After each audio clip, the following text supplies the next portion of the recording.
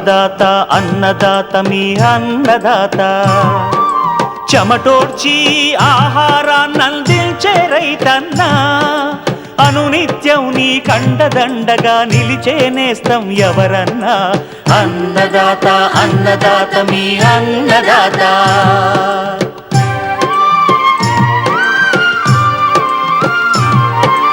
నూతన రీతుల సాగుబడికి నూరింతలు పెరిగే దిగుబడికి సూచనలిచ్చే సస్య రక్షణకు పశు పోషణకి శాస్త్ర విజ్ఞానం అందించి ముందుకు నడిపే తెలుగు రైతు భారతదేశానికి మకుటం అయ్యేలా తీర్చిదిద్దే ఆశయంతో మిమ్ము మేలు కొలిపేది అన్నదాత అన్నదాత అన్నదాత మీ అన్నదాత అన్నదాత అన్నదాత మీ అన్నదాత.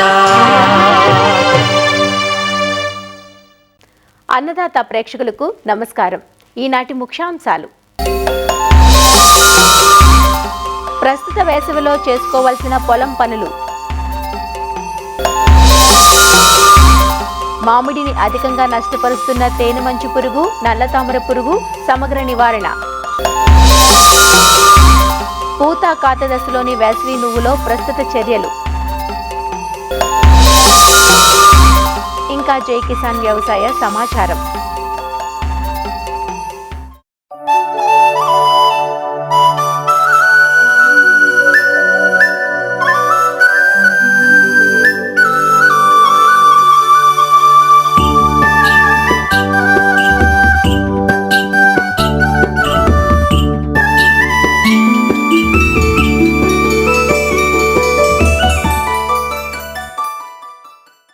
వేసవి కాలంలో దాదాపు పంటలన్నీ అయిపోయి పొలాలన్నీ ఖాళీగా ఉండే సమయం. అధిక ఎండలతో పాటు అక్కడక్కడ అడపాదడపా వర్షాలు కూడా పలకరిస్తున్నాయి. సాధారణంగా రైతులు పంటలు తీసుకున్నాక పొలాలను దున్నకుండా అలానే వదిలేయటం పరిపాటి. అలా కాకుండా ఇప్పుడు పొలాల్లో కొన్ని చర్యలు చేపడితే వచ్చే సీజన్లో వేసే పంటలు ఆరోగ్యంగా పెరిగి మంచి దిగుబడులను ఇస్తాయి. ఇప్పుడు కురుస్తున్న వేసవి జల్లులను ఉపయోగించుకొని లోతు దుక్కులు చేసుకుంటే భూమిలోని పురుగులు, వాటి కోసస్థ దశలు బహిర్గతమై ఎండల వేడికి చనిపోతాయి. అలానే భూసార పరీక్షలు తప్పనిసరిగా చేయించడం వల్ల నేలకు ఏ ఎరువులు ఎంత మోతాదులో ఇవ్వాలో, ఏ పోషకాన్ని పెంచాలో, ఏ పోషకాన్ని తగ్గించాలో తెలుస్తుంది. దీనివల్ల ఎరువుల వాడకాన్ని పరిమితం చేయవచ్చు. వేసవిలో చేపట్టాల్సిన పొలం పనుల గురించి వివరిస్తున్నారు కర్నూలు జిల్లా బనవాసి కృషి విజ్ఞాన కేంద్రం కోఆర్డినేటర్ డాక్టర్ రాఘవేంద్ర చౌదరి.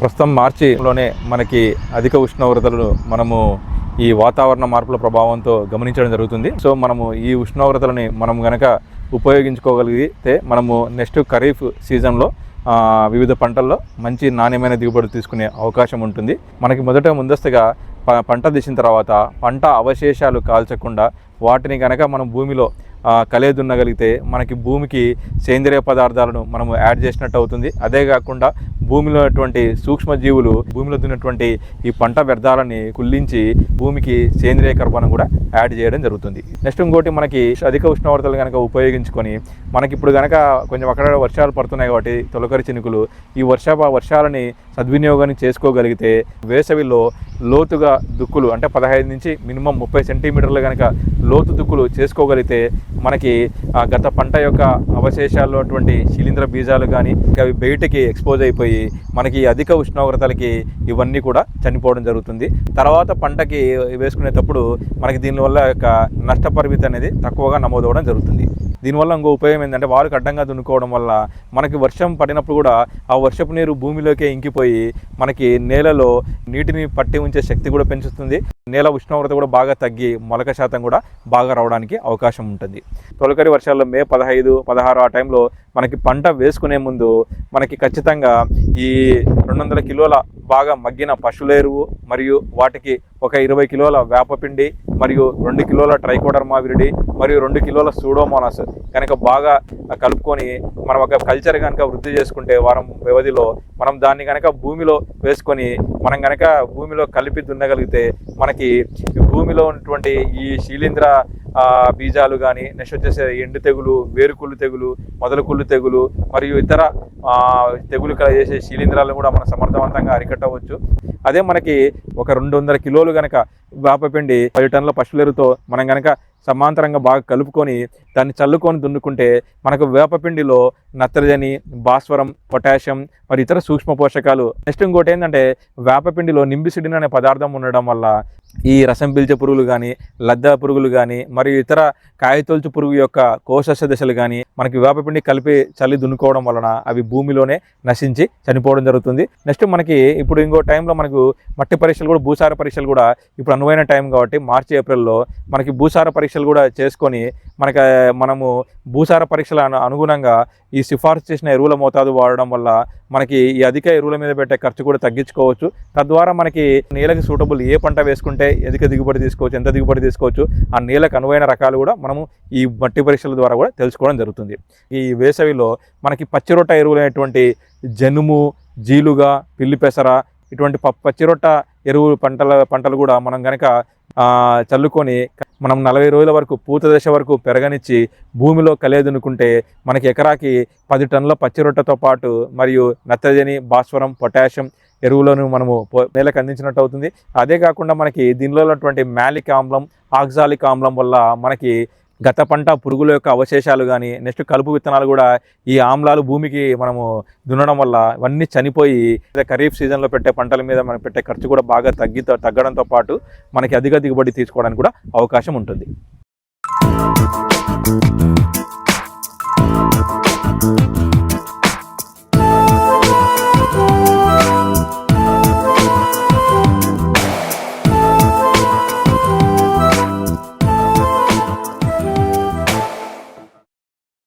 వేసవి కాలం వచ్చేసింది. మధురమైన మామిడి పండ్ల కోసం అందరం ఎదురు చూస్తూ ఉన్నాం. చాలా ప్రాంతాల్లోని మామిడి తోటలు డిసెంబర్ నుంచి ఫిబ్రవరి మాసాల మధ్య పూతకు వచ్చాయి. తెలంగాణ జిల్లాల్లో పూత బాగా వచ్చిన ఉష్ణోగ్రతలో వ్యత్యాసాలు, అకాల వర్షాల కారణంగా తేనెమంచు పురుగు ఉధృతి ఎక్కువైంది. కొన్ని ప్రాంతాల్లో ఈ పురుగు ఉధృతి మరింత అధికంగా ఉండి ఆకులపై మసి తెగులు ఎక్కువగా కనిపిస్తోంది. దీంతో కిరణజన్య సంయోగ క్రియ జరగకపోవడంతో దిగుబడి తక్కువగా వచ్చే అవకాశం ఉందని, ఉన్న కాయలు కూడా నాసిగా ఉంటాయని నిపుణులు చెబుతున్నారు. మామిడిలో ప్రస్తుతం కనిపిస్తున్న మసి తెగులు, తేనెమంచు పురుగు, నల్లతామర నివారణకు ఎలాంటి చర్యలు చేపట్టాలో సూచనలు అందిస్తున్నారు మహబూబాబాద్ జిల్లా మల్యాలలోని జేవీఆర్ ఉద్యాన పరిశోధన స్థానం శాస్త్రవేత్త డాక్టర్ ఏ ప్రశాంత్ కుమార్. మామిడి ఈ సీజన్లో మన రాష్ట్ర వ్యాప్తంగా ఎలా ఉంది అనే విషయాన్ని చూసినట్టుగైతే ఈసారి విపరీతమైన ఫ్లవరింగ్, అంటే హెవీ ఫ్లవరింగ్ ఏ సీజన్లో లేనంతగా ఈసారి చాలా ఫ్లవరింగ్ అనేది చూసాము. ఒకనొక స్టేజ్లో ఇంత ఫ్లవర్ బెయిర్ అవుతే ఎలా ఉంటుంది పరిస్థితి అనేది కూడా ఊహించలేకుండా ఉండేది. అనుకున్నట్టుగానే ఈ ఫిబ్రవరి మార్చ్ సమయంలో ఈ ఉష్ణోగ్రతల మార్పు వల్ల, ఈ టెంపరేచర్ ఫ్లక్చుయేషన్స్ వల్ల, ఈ పాలినేషన్ జరగకపోవడం వల్ల ఎంత ఫ్లవరింగ్ ఉన్నా కూడా, సో మీకు తెలిసిందే మామిడిలో ఫ్లవరింగ్ 0.01% మాత్రమే ఫ్రూట్ సెట్కి వస్తుంది. మరి ఈ సీజన్లో హెవీ ఫ్లవరింగ్ ఇంత ఉన్నా కూడా దీనివల్ల ఫ్రూట్ సెట్ కంటే కూడా ఈ తేనె మంచు పురుగు ప్రభావం అనేది చాలా ఎక్కువగా చూపించడం జరిగింది. ఈ ఆకును మీరు చూసినట్టుగైతే తేనె మంచు పురుగు ఉధృతి ఎక్కువైపోయి ఆకుపైన తేనె లాంటి పదార్థాన్ని విసర్జించడం వల్ల దానిపై కంప్లీట్గా మసి తెగులు లాంటిది ఈ ఫంగస్ ఆశించి ఆల్మోస్ట్ చాలా తోటల్లో కూడా ఈ ప్రభావం చాలా ఎక్కువగా కనిపించింది. ఆకుల పైన, పువ్వు పైన, ప్రతి ఒక్క పార్ట్ పైన, చెట్ల పైన దీనివల్ల చాలా ప్రభావం చూపించింది.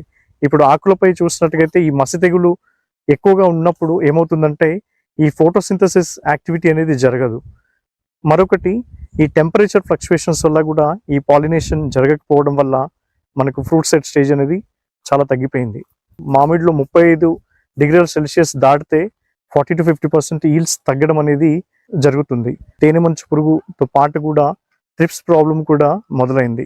అండ్ ఈ స్టేజ్కి వచ్చినట్టయితే ఏ తోటలోనైనా ఫ్రూట్ సెట్ అయ్యి చిన్న సైజులో ఉన్నాయనుకోండి, దానిపైన ముందస్తుగానే మీరు గమనించండి ఎలాంటి కీటకాలు, ఎలాంటి వ్యాధులు వస్తున్నాయి. మరి ఇలాంటి ఈ మసి తెగుల్లాగా మరి తేనె మంచు పురుగు ప్రభావం ఎక్కువ ఉన్నప్పుడు మీరు ఏం చేయాలంటే ముందస్తుగానే ఈ పూత దశలో ఉన్నప్పుడే మీరు కనుక ఈ నీమ్ ఆయిల్ కానీ, ఇమిడాక్లోప్రిడ్ కానీ, ఇంకా ఉధృతి ఎక్కువ ఉన్నప్పుడు ఏంటంటే thiamethoxam 0.25 gram per litre use చేసినట్టుగా అయితే, అది యూస్ చేసిన వెంటనే ఇంకొకటి మీరు చేయాల్సింది ఏంటంటే, ఈ మసి తెగులు ఆల్రెడీ ఆకులపైన ఇట్లా ఉంది కదా, సో దీన్ని మేనేజ్ చేయడం కోసం ఈ ఫ్లేక్స్ లాగా ఊడిపోవాలి. దానికోసం మీరు 1% గంజిని మీరు వాడినట్లయితే ఈ మసి తెగులు ఈ ఆకులపైన ఉన్నది ఎండిపోయి ఫ్లేక్స్ లాగా పడిపోతుంది. దాని తర్వాతకి హెక్సాకొనజోల్ 1 ml పర్ లీటర్ వాడడం వల్ల ఈ మసి తెగుల్ని మనం నివారించవచ్చు. అలాగే ఏదైతే తామర ఉధృతి ఉందనుకోండి, పిండే దశలో ఉన్నప్పుడే ఆ ప్రభావం ఉంటే మీరు ఒకసారి థయోమిథాక్సమ్ చేయండి 0.25 గ్రామ్ పర్ లీటర్. ఆ సైజ్ పెరుగుతున్నప్పుడు ఏంటంటే ఎలాంటి హై కాన్సన్ట్రేటెడ్ కెమికల్స్ వాడకుండా ఈ స్పైనోసైడ్ 0.3 ml పర్ లీటర్ అది వాడిన తర్వాతకి మీరు ఏంటంటే బ్యాగింగ్ ఆపరేషన్స్ లాంటివి చేసుకుంటే దాని కంటిన్యూషన్లో ఈ పండు ఈగ ప్రభావం కూడా లేకుండా ఉంటుంది. ఈ సీజన్లో ఫ్రూట్ ఫ్లై డ్యామేజ్ ఎలా ఉంటుందో అది కూడా మనము ఇమాజిన్ చేసుకోవాలి.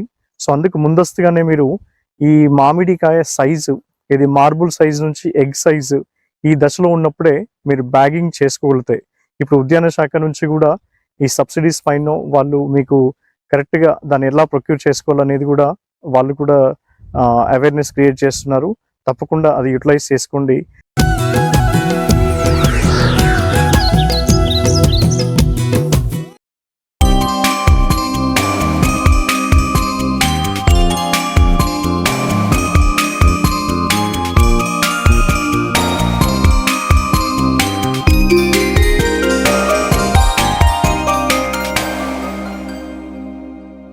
ఇటీవలి కాలంలో వాడకం పెరిగిన నూనె గింజల పంట నువ్వు.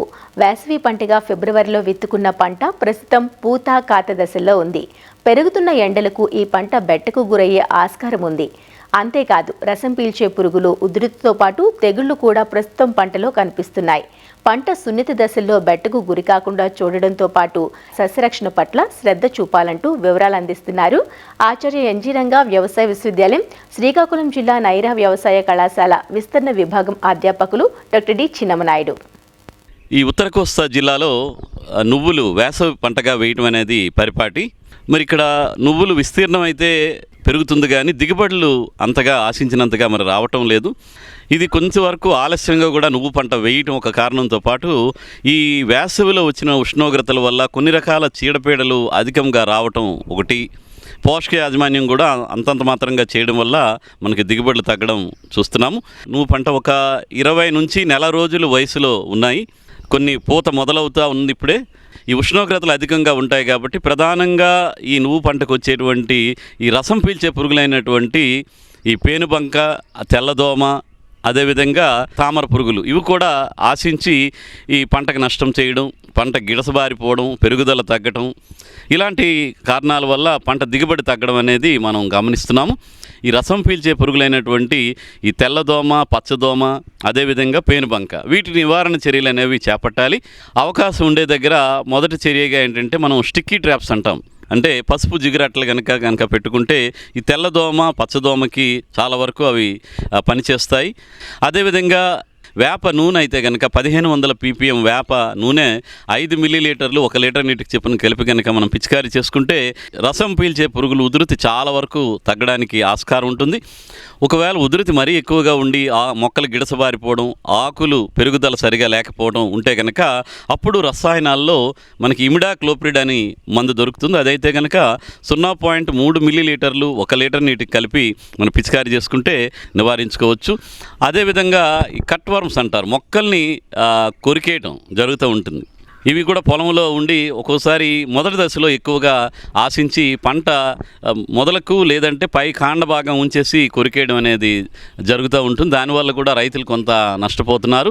ఈ లైట్ ట్రాప్స్ ఎప్పుడైనా అవకాశం ఉండి కరెంట్ సప్లై కనుక ఉంటే లేదా బ్యాటరీ లైట్ ట్రాప్స్ పెట్టుకుంటే గొంగల పురుగులు కూడా మనం కొంతవరకు నివారించుకోవచ్చు. వేప సంబంధిత మందులు కూడా కొంతవరకు మనం పిచికారీ చేసుకొని ఈ కత్తిరించే గొంగల పురుగును కూడా కొంతవరకు నివారిస్తుంది. కొన్ని ప్రాంతాల్లో మేము గమనిస్తున్నాము ఆ క్యాప్స్యూల్ బోర్ర అంటే కాయ తొలిచే పురుగులు కూడా అక్కడక్కడ రావడం, గొంగల పురుగులు వచ్చి కాయలో ఉన్నటువంటి గింజలు తినటం కూడా మనం గమనిస్తున్నాము. వేప నూనె ఈ కాయ తొలిచే పురుగు మీద కూడా పనిచేస్తుంది. ఆ విధంగా కూడా కొంతవరకు ఈ కాయ తొలిచే పురుగు నివారించబడుతుంది. ఒకవేళ ఉధృతి ఎక్కువగా ఉండడం ఎమామిక్టిన్ బెంజియేట్ అనేటువంటి మందును 80 గ్రాములు 200 లీటర్ల నీటికి కలిపి కనుక పిచికారీ చేసుకుంటే మనకి ఇది సమర్థవంతంగా నివారించబడుతుంది. అదేవిధంగా వేసవి కాలంలో వచ్చేటి ఇంకొకటి తెగుళ్ళు అనుకోవచ్చు, లేదా పురుగుల ద్వారా వ్యాప్తి చెందుతున్నటువంటి ఇదేంటంటే ఫిల్లోడి అంటాం. ఫిల్లోడి అంటే ఈ మొక్కలు కనుక చూస్తే గిడసబారిపోయినట్టుంటాయి, ఆకులు చిన్నవిగా అయిపోయి ఒక ముద్దలాగా అయిపోతుంటుంది, పూత రాదు అక్కడి నుంచి, అది కాయలుగా కూడా మారదు. దీన్నే మనం ఫిల్లోడి తెగులని అంటాము. ఈ రసం పీల్చే పురుగుల ద్వారా వ్యాప్తి చెందుతుంది కాబట్టి వేప నూనె కానీ లేదా ఇమిడాక్లోపిడ్ కానీ పిచికారీ చేసుకుంటే సరిపోతుంది. ఈ వేసవిలో మనకు చూసుకుంటే కనుక మార్చి చివరిలోను ఏప్రిల్లో కూడా అకాల వర్షాలు, కొంచెం అధిక వర్షాలు పడినప్పుడు కనుక చూస్తే కనుక ఫిజోరియం విల్ట్ అంటాం. మొక్క ఎండిపోవడం, మొక్కలో కొన్ని కొమ్మలు ఎండిపోవడం, మొక్కలు చనిపోవడం అనేది జరుగుతూ ఉంటుంది. ఇది శిలీంధ్రాల ద్వారా వచ్చేటువంటి తెగులు. దీని నివారణ కోసం ఏంటంటే ఇరిగేషన్ మరి దగ్గర అవకాశం ఉంటే పెట్టకూడదు. వర్షం పడిన తర్వాత పొలాన్ని గమనించుకొని ఒక 3-4 రోజుల్లో మనకి లక్షణాలు కనిపిస్తాయి. అప్పుడు మనం కార్బండేజం అనేటువంటి మందును 1 గ్రాము 1 లీటర్ నీటికి చెప్పిన కలిపి కానీ, లేదా కాపర్ ఆక్సిక్లోరైడ్ అయినటువంటి మందును 3 గ్రాములు 1 లీటర్ నీటికి కలిపి కనుక మనం పిచికారీ చేసుకుంటే తగ్గడానికి ఆస్కారం ఉంటుంది. వేసవి నువ్వుల్లో ఆకుమచ్చ తెగులు అంటాం. దీన్నే మనం ఆల్టర్నేరియా ఆకుమచ్చ తెగులని కూడా పిలుచుకుంటాము. ఈ ఆకుమచ్చ తెగులు వచ్చినప్పుడు కూడా ఆకుల మీద ఉన్న మచ్చలన్నీ కలిసిపోయి ఆకులు ఎండిపోవడం, తద్వారా పూత సరిగా రాకపోవడం, దిగుబడి తగ్గడం కూడా జరుగుతూ ఉంటుంది. కాబట్టి ఈ ఆకుమచ్చ తెగులు నివారణ కోసం మ్యాంకో జబ్బు అయితే కనుక 2.5 గ్రాములు 1 లీటర్ నీటికి కలిపి పిచికారీ చేసుకోవడం కానీ, లేదా శాఫ్ అని అంటారు. దీంట్లో కార్బండిజము, మ్యాంకో జబ్బు 2 కలిపి ఉంటాయి. కాబట్టి ఆ మందు అయితే కనుక 2 గ్రాములు 1 లీటర్ నీటికి కలిపి మనం పిచికారీ చేసుకుంటే తగ్గేటువంటి అవకాశం ఉంది. బూడిద తెగులు ఏంటంటే మొదటగా వేసిన వాళ్ళు ఎక్కడైనా ఉంటే అప్పుడప్పుడు కొన్ని ప్రాంతాల్లో అంటే నీరు కట్టడం, ఎప్పుడైనా మబ్బు వాతావరణం 2-3 రోజులు ఉండటం కనుక జరిగితే అది అప్పుడు బూడిద తెగులు వచ్చేటువంటి అవకాశం ఉంటుంది. అది గమనించుకొని ఒకవేళ వస్తే కనుక హెక్సాకొనజోల్ అనేటువంటి మందును 2 మిల్లీలీటర్లు లేదా ప్రాపికొనజోల్ అనేటువంటి మందును 1 మిల్లీలీటరు 1 లీటర్ నీటికి చెప్పని కనుక పిచికారీ చేసుకుంటే ఈ వేసవి నువ్వుల నుంచి కూడా మంచి దిగుబడులు తీసుకోవడానికి ఆస్కారం ఉంటుంది.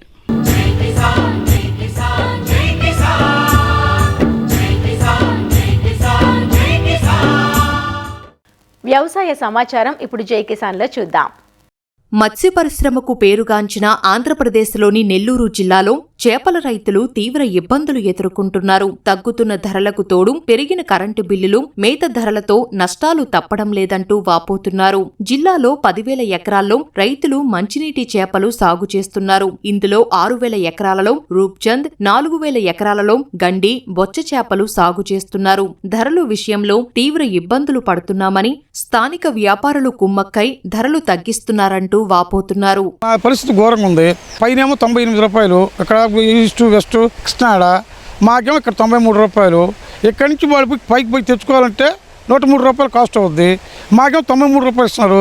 తినేసేదంతా ఈ కొనే బయర్స్ ఈ మీడియాస్ తినేస్తున్నారు. పెట్టుబడి మాత్రం మాకు అలివి కాకుండా అయిపోతున్నాయి. 20 రోజుల నుంచి అదే విధంగా వీళ్ళు ఎంత సంపాదించారు, రైతు నాశనం అయిపోతుండే. కిలో చేప తయారు చేయాలంటే 87 రూపాయలు ఖర్చు అవుతుంది. కరెంటు బిల్లులు కాక, కరెంటు బిల్లులతో కూడా మాకు 94-95 పడుతుంది. మాకు ఆ కాస్ట్ కంటే 2 రూపాయలు తగ్గిస్తే మేము తెచ్చిన వాళ్ళకి ఏం కట్టాలి? మినిమం 105 కానీ ఉంటే రైతులు మాకు గిట్టుబాటు అవుతుంది. వీళ్ళు ఇచ్చే పరిస్థితులు లేరు. వీళ్ళు ఎంత చేయటం అంత మోసం చేస్తే కొనే వ్యాపారస్తులే. 40 ఎకరాలు ఇప్పుడుండే రేట్లను పెట్టి లీజు మీద సుమారు 50,000 పైన లీజులండి. సభలో మోటార్ లోతు పాయింట్ ఒక మోటార్ వేసుకుంటే 10,000 వస్తుంది. కేజీ పిల్లెట్ అయితే కానీ 1 కేజీ చేప వస్తే కష్టంగా ఉంటుంది. సుమారు 90 రూపాయలు పైన పెట్టుబడి అవుతుంది కానీ ఏమీ లేదు. సొంత రైతులకైతే అది ఇద్దండి. మళ్ళీ లీజు దారులకైతే 100 రూపాయలు దాటిపోతుంది.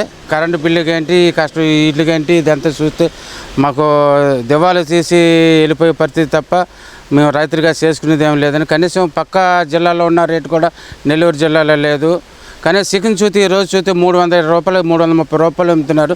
దాంట్లో 3వ భాగం కనీసం 100 రూపాయలు కూడా లేకుండా ఇక్కడ బయ్యర్లు మమ్మల్ని ఎంత ఇబ్బంది పెట్టేసి చేస్తున్నారు సార్. గోదావరి జిల్లాల్లో కిలో చేపకు రైతులకు 98 రూపాయల వరకు దక్కుతుంటే ఇక్కడ వ్యాపారులు 4 రూపాయలు తగ్గించి 94 రూపాయలకే కొనుగోలు చేస్తున్నారంటూ రైతులు వాపోతున్నారు. దీనికి తోడు కరెంటు బిల్లులు ట్రూ ఆఫ్ ఛార్జీల పేరుతో యూనిట్కి 4 రూపాయలు వసూలు చేయడం మరింత భారంగా మారిందంటూ ఆందోళన చెందుతున్నారు. నెల్లూరు జిల్లాలో చేపల రైతుల పరిస్థితి అధ్వానంగా తయారైంది. ఎందువల్ల అంటే అటు బయర్స్ వచ్చేసి విధంగా మోసపోతున్నాం, ఇతర మందుల పరంగా మేము మోసపోతున్నాం. ఫీడ్ పరంగా కూడా నాణ్యమైన ఫీడ్ ఇట్లే, నాణ్యమైన సీడ్ దొరకట్లేదు నెల్లూరు జిల్లాలో.